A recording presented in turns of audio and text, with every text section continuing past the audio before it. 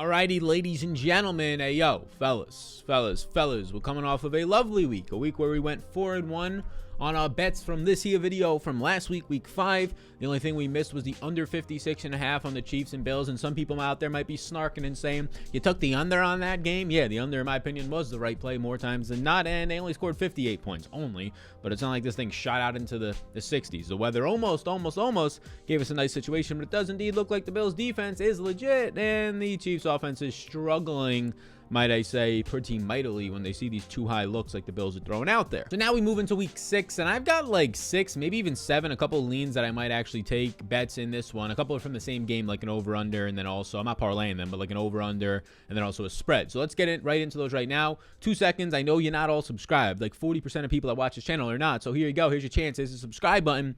2 seconds of your time to tap that. Appreciate that. So let's start off with my first bet. And this first bet for me is going to be a spread pick. And normally I'm not somebody who really likes taking these big favorites. Now I took the Packers when they were like 11-point favorites against the Detroit Lions coming off their week 1 loss. They should have been like 17-point favorites. They win that game by a 17 plus points, right? It was fantastic. We took the Bills when they were like 17-point favorites versus Houston, and they blow them out 35-0. So a couple of these are working out for us. We're 2-0 on these big spreads. This is another one. 10.5-point favorites, the Los Angeles Rams versus the New York Giants that are going to be without Saquon Barkley, a good chance of being without Daniel Jones, and also their top 3 wide receivers might not be out there. But for the most part, we just are concerned with the fact that it's going to be maybe Mike Glennon instead of Daniel Jones, which is definitely a step backwards. It's Devontae Booker instead of Saquon Barkley. As much as people want to say running backs don't matter, that is a step backwards in talent and explosive home run hitting ability to put quick points up on the board. And off of this mini bye, it could not get any better for the Rams in terms of how they set up against this Giants team. Aside from all the injuries that the Giants have, right? You get the Rams currently. These are their rankings. The Rams are number 3 in offensive EPA, expected points added, and they are number 1 in neutral pace, meaning that they could put points up in a hurry. And you have Matthew Stafford, the number 1 graded expected points added quarterback. They are the number 1 passing team per dropback right now. And what a perfect time to face this New York Giants team that ranks 26th, borderline bottom 5 at defending quarterbacks on a per dropback basis, and now getting number 1 Matthew Stafford in there. They'll also have a massive advantage on the ground where Darrell Henderson, when he actually stays healthy in games, he looks great this year. He looks good in this system. Is he an elite player? No. Is he a solid player in a good system?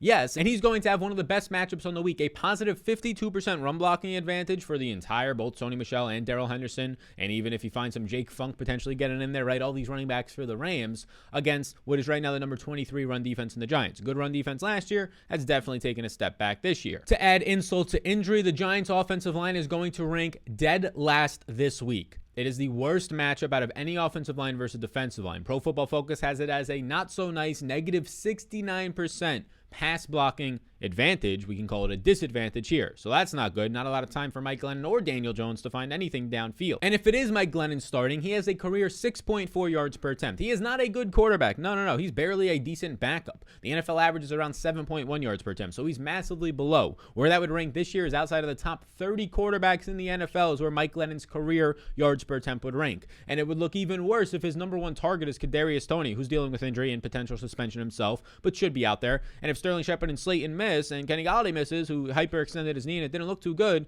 now you're throwing to Colin Johnson and CJ Board and John Ross, and it gets even worse for Mike Glennon, is what we're trying to say, against a Jalen Ramsey-based defense with Aaron Donald breathing down your neck. So we'll take the minus 10.5-point spread. You can find that at maybe minus 10, depending on your book still out there. I like that. I think the spread should be somewhere around minus 13.5, close to a 2-touchdown favorite is what you should be getting here, especially if these injuries hold up for the Giants. And if we come over right now to OddsJam is where I do my line shopping. You can compare where the best spot is to get this line if you have access to multiple sportsbook, or you just want to see what the prices are in different spots. Minus 10.5 is still the line to get. Minus 110 is the best line you're going to find out there, and basically anywhere you want to get it. BetMGM, everywhere is offering it. All the big books are offering it at minus 110 right now. DraftKings and FanDuel are offering it at that price point. So if minus 10.5 is the bet that you want, there you go. You can get it basically anywhere. If you wanted to get minus 10 and pay a little bit of juice for that extra half a point, there's some decent sports books out there like Fox Bet at minus 120, DraftKings at minus 125. But for the extra half a point, just go in here. Just get the extra $15 per 100 you bet and just take the minus 110 at 10.5. I would not suggest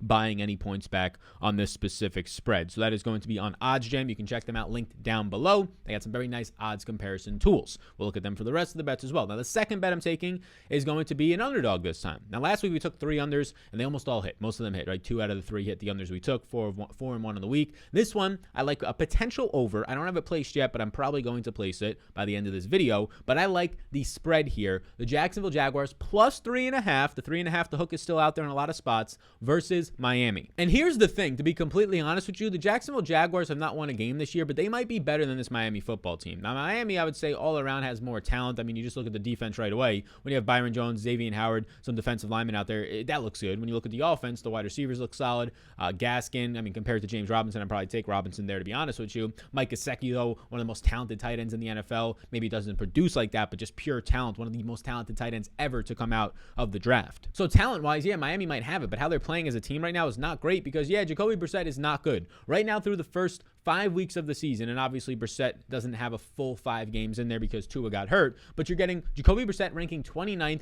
in expected points added amongst quarterbacks, and Trevor Lawrence ranks 30th. Okay, so they both look pretty bad, but there's a big difference here. Trevor Lawrence is averaging 9.2 air yards per attempt, Jacoby Brissett just 6.8, meaning that Trevor Lawrence, although these guys look similarly as bad, he's throwing downfield more. He's attempting more difficult throws. So Jacoby Brissett is god-awful, 29th in the NFL in expected points added, even though he's not throwing the ball downfield. 6.8 air yards per attempt. This dude is throwing it 5 yards downfield a whole lot of the time, and he's still that bad. And he potentially could have been carted off the field yesterday. He got hurt, or last week he got hurt, and they just kept him in there because they had no other options. So Brissett is god-awful. I'll obviously take Trevor Lawrence, even though he's throwing a lot of picks right now. I'll take Trevor Lawrence over Jacoby Brissett, no doubt about it. But then you look at the rest of these teams, right? You're getting Jacksonville ranking 26 in offensive EPA versus Miami ranking 31st, second to last. So Jacksonville's offense right now is performing better, right? They have a better running back in the backfield. They probably have, at this point, a better offensive line, even though Miami has sunk so much resources and capital into that offensive line. Hasn't mattered at all. Ended up going with Jalen Waddle, who had like 30 receiving yards last week, basically being used as a running back, even though they could have taken Penny Sewell. Just terrible, terrible choices to trade up for Jalen Waddle. Going to lose your pick now to the Philadelphia Eagles. Just brutal management. I'm sorry if you're a Dolphins fan out there, but this is true. Tua over Herbert. I mean, we can keep going with this. It's not looking too good for basically any decision that this team. Byron Jones signing the big contract. It's not looking good. It's not looking good by any means at this point for them. Will Fuller signed, gets the injury. We can keep harping on these guys. Of course, we're not going to, but we did a bunch right there. And you look at the defenses here. Jacksonville ranks 31st and Miami ranks 30th. So these defenses are equally as bad. These offenses are both pretty bad, but Jacksonville's looks better. I'll take Jacksonville's quarterback and his ability to actually throw downfield and take some shots. And then you look at it and I'm like, okay, you know what? These teams, all in all, taking everything into account, look pretty damn similar. Oh, I'm getting 3.5 points for Jacksonville, who, if anything, has a better offense and has a better running game and has a better offensive line and a better quarterback. This is something that I can get behind now, especially if Brissett is going to be limited from his injury sustained last week. So even though they haven't won a game yet this year, yeah, I do like Jacksonville plus 3.5. If anything, their money line is firmly in play, and we can actually probably take a look at what their money line and things like that are going to come in at. On OddsJam right now, you can find Jacksonville. Depending on the book you're looking at, like DraftKings is going to be your best number, actually. So there you go. Many people are going to have access to DraftKings. Plus 170 money line. Not awful by any means. Obviously, where I'm taking right now, I have not taken the money line. I'm taking the point spread in this game here, and that is going to be found by Jacksonville. It's at plus 3.5, depending on what you want. You can still get the minus 110s everywhere out of the plus 3.5. You can see minus 110 is going to be your best bet. It's the standard bet out there. DraftKings, FanDuel. It's basically as good as you're going to get. You don't have to shop this line too much because as of this recording, at least, it's available everywhere. Now, I do also like the over 45.5 points. And the over 45.5 points looks good because both these defenses are god-awful. They're both, I know Xavier Howard's out there and he's having a decent season. Not anything fantastic, decent season.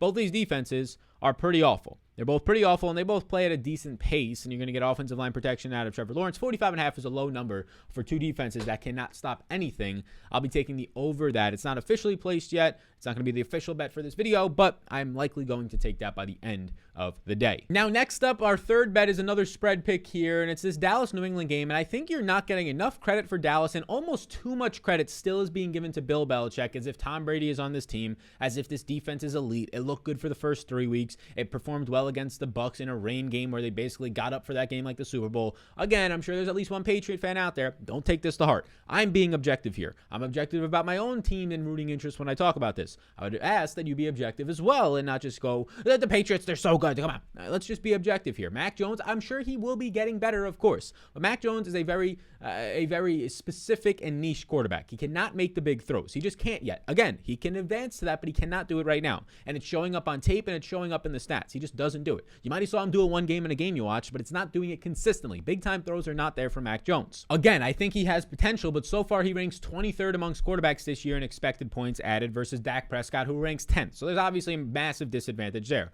I get it, the Patriots are at home. I get it, they're going to take away the one big thing that you're good at. Brandon Cooks last week, although Davis Mills went for over 300 yards and 3 touchdowns against the Patriots defense. So what are you going to take away from the Cowboys? You can't take away much, especially if Michael Gallup returns this week. They now have Dalton Schultz showing out. They have 2 receivers. They have 2 running backs. What are you going to take away from them? You have a massive disadvantage with this Dallas Cowboy offensive line versus your defensive line. Your running defense is outside the top 20 right now, ranks bottom third of the NFL in rush EPA defense allowed, and this offense coming through right now in Dallas ranks top 5 in both dropbacks in the passing game in terms of their expected points added and in the running game. It is a full, well-oiled machine. Now, obviously, since they're coming on the road to New England in this one, that's where you're going to find the shorter spread, but I'll still take the -4 here. I don't think there's enough credit being given to how good this Cowboys team is on both sides of the ball. They're a top 3 team in expected points added right now. The New England Patriots are not even in the top 20. These are 2 massively different teams right now, and it's only a 4-point spread. I would expect if the Cowboys were at home in this one to be 10-plus point favorites. So I do think the Cowboys should be 7-point favorites on the road against New England, which would be,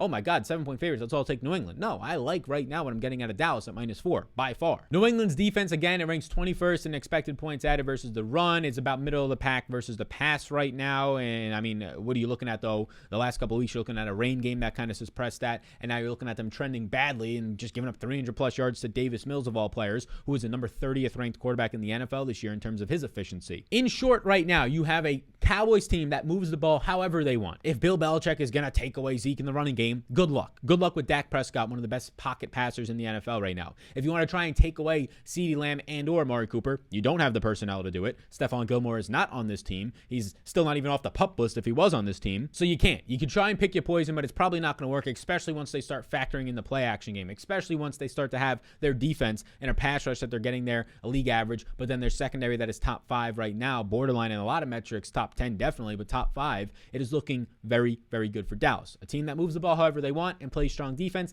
against another team that is finding it really, really difficult to find quick scores. If Dallas continues to put up 30-plus points like they're doing in every single one of these games, how do we expect the Patriots to match that? They don't have James White. They might not have Damian Harris for this game. They're a team that wants to run the ball and throw short to some of their tight ends and quickly to Jacoby Myers. I almost said Jacoby Harris. Jacoby Myers. It's not looking too good. Give me Dallas -4. The Dallas -4 you can basically find in all spots for the nice number right now over on the money line is like -190 in some spots, -195 on DraftKings. You can find it right here. I don't think you got to take the money line. I don't think that's good of a bet. We'll just take the point spread and we'll get more a juice or a more beneficial juice on it. It's at -4 right now. You can get it at -3.5 as well for a lower number, but I'll take the -4. Just take the extra half a point. You're not paying that much for it. You can see right here, DraftKings is -110, Fox Bet, FanDuel, every single good book you're getting. We're getting the perfect numbers because we're doing this early in the week so you beautiful people can find the right numbers. That's why we were recording and releasing this early in the week. Get that on OddsJam. They have a bunch of other tools as well. Arbitrage, they show you how to middle the number, so at the very worst, they'll send you email notifications of when there's a middling opportunity, meaning you take the under on one book and the over on one book of a total or different points of the spread because of line movement and how it moves later in the week or injuries and just in general how much action is coming in. So you're guaranteed to at least break even because you have one way no matter what,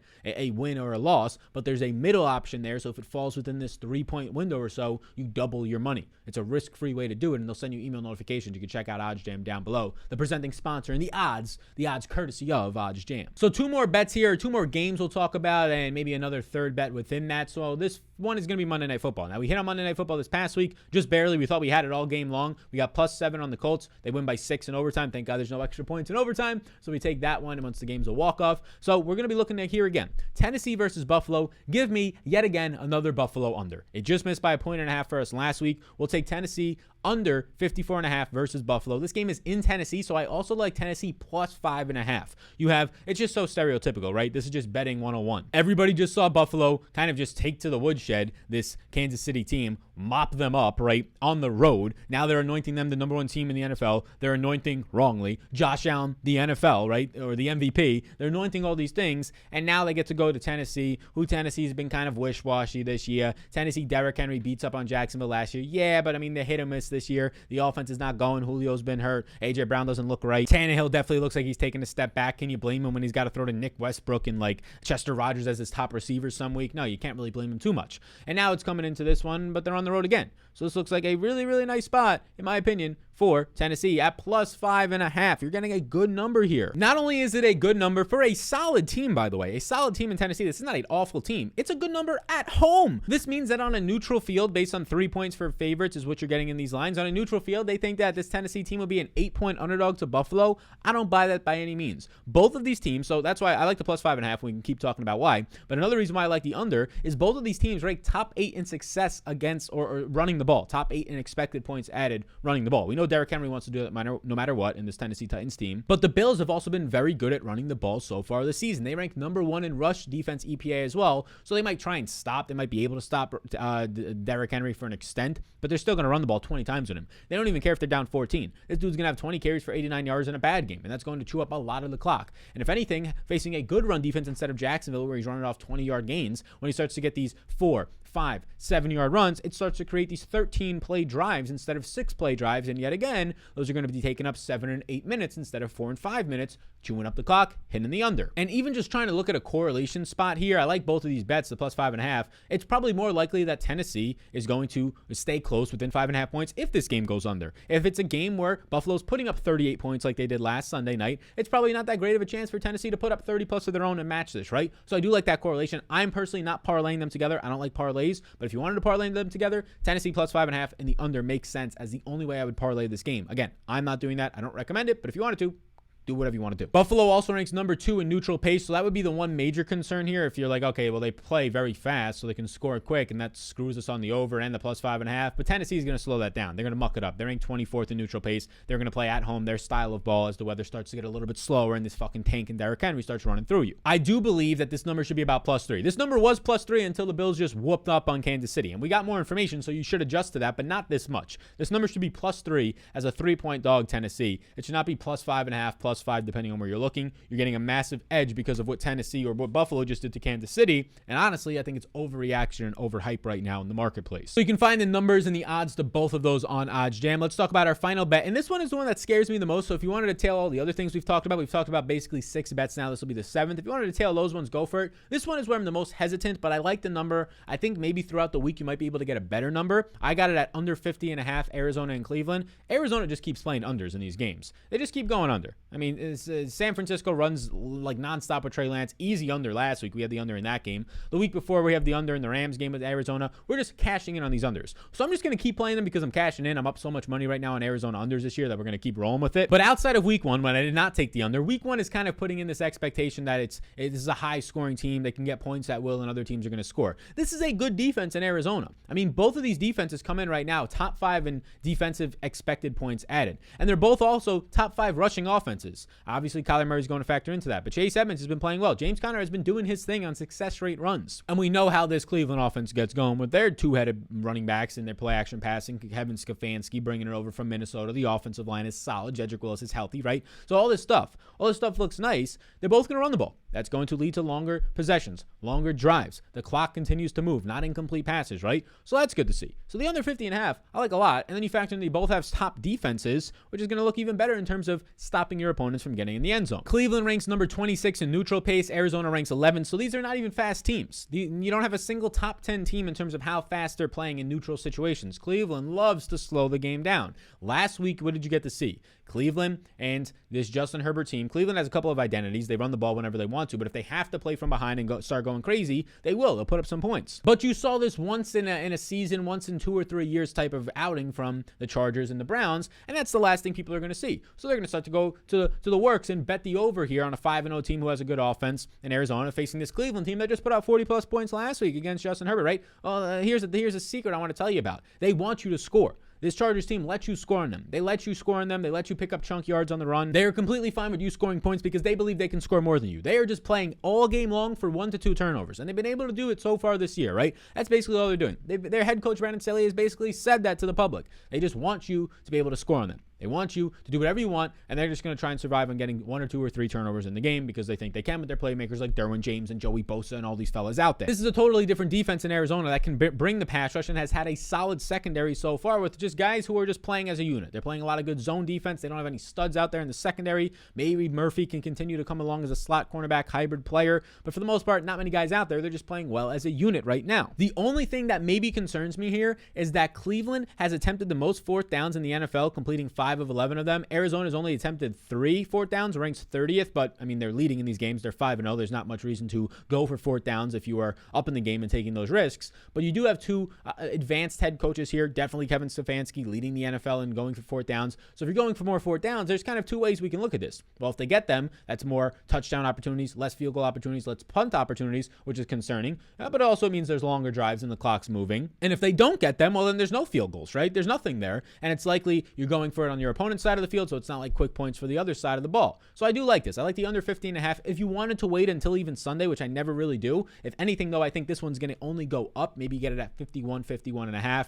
You can check right now on OddsJam. And the under 50.5 is basically the bet to have. You can find that at under 51. You're going to have to pay a little bit more juice, like minus 120. But under 50.5, you can see right here, it's just a bet to have, depending on where you want to get it at. DraftKings, you can find it right here, minus 105. That's actually the best number. So go right now if you're watching this. If you have DraftKings access, minus 105, the under 50.5. If you want to wait till later in the week, that's fine. But that's a really good juice number because everywhere else is minus 110 or minus 120. Like FanDuel's, here's a perfect example of why you should shop your lines. If you have access to FanDuel and DraftKings and you wanted to take the under 50.5 or just any bet, and this was your comparison, you should never ever take FanDuel minus 120 when DraftKings is offering a minus 105. This is $15 cheaper. If you're going to bet $100 in this game, you're making $15 more by taking this bet, right? You bet $105 to win 100. Here you have to bet $120 to win 100. That is why you should always shop your lines. There's no reason that you should go to the grocery store, right, and look at the exact same. These are the same line. You're betting on the same game, same line, right? The exact same bottles of ketchup, and one is $1.50 more, and you take that one. When they're the exact same, they're both Heinz. They both have the same ingredients. None of them's low fat or low sugar. The exact same classic bottle of ketchup, right? And one's just $1.50 more for some reason. You would never take that one. There's no reason to do it, right? Even if you got fuck you money, there's no reason to do that. It makes no sense. So there you go. There is 5 bets that we have placed, 7 potential bets as well. When we talk about a couple of the overs that I lean, that Jacksonville over as well, Tennessee plus 5.5, a couple of the leans. I actually took Tennessee, so 6 place bets. It'll be 7 with the over 45.5 in Jacksonville is game against Miami. So thank you for tuning in. Let's build off of the 4-1 week last week. Let's go 7-0 this week. Why not? Before you go, please do check out OddsJam, the sponsor of the show. The beautiful people at OddsJam allow this show, the lights to stay on, the shirts to stay popping, the mics to go, the face to be shaven a little bit. But hey, and also, hit the like button and the subscribe button pops up. If you made it all the way through, double check that you subscribe to the channel. If not, tap that to allow the channel to continue to grow and more people to see it just like you did to get these big schmacks, this big information. I'll see you all in the next one. Videos dropping every single day on this channel, so stay tuned as the week goes on and enjoy the rest of your day.